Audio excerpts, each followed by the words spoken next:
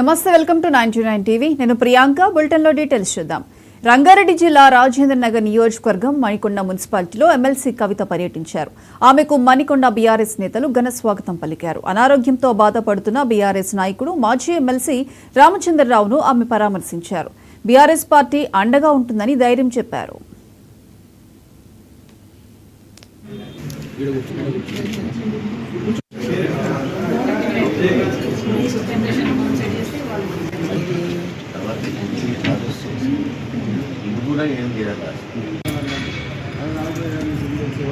వారు ఇక్కడ ఉప్పల్గూడలో వారి నివాస స్థలానికి వచ్చి ఉప్పల్గూడలో ఉన్నటువంటి స్థానిక బీఆర్ఎస్ నాయకులందరితో వారి సమక్షంలో వీరిని కలవడం రావడం జరిగింది. ఉప్పల్గూడ అభివృద్ధిలో బీఆర్ఎస్ పార్టీ పోషించినటువంటి పాత్ర మీ అందరికీ తెలిసింది.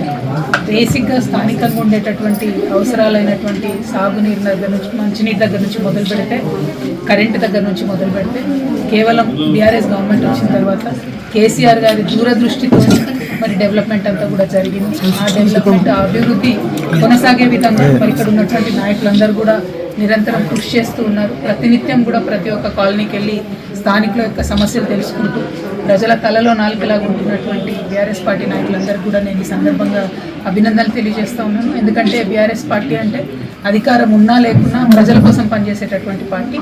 కాబట్టి ఖచ్చితంగా ప్రజలకు ఉండేటటువంటి కష్టాలని దృష్టిలో పెట్టుకుని పనిచేయవలసిందిగా కార్యకర్తలకు, నాయకులకు అందరూ కూడా సూచన చేస్తూ ఉన్నాను.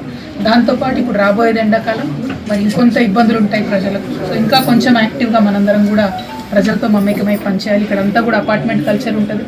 ప్రతి అపార్ట్మెంట్లో ఏదో చిన్నదో పెద్ద సమస్య ఉంటుంది. కాబట్టి అనునిత్యం ప్రజల మధ్యలో ఉండాల్సిందిగా కూడా నేను సూచన చేస్తూ ఉన్నాను. Thank you. జై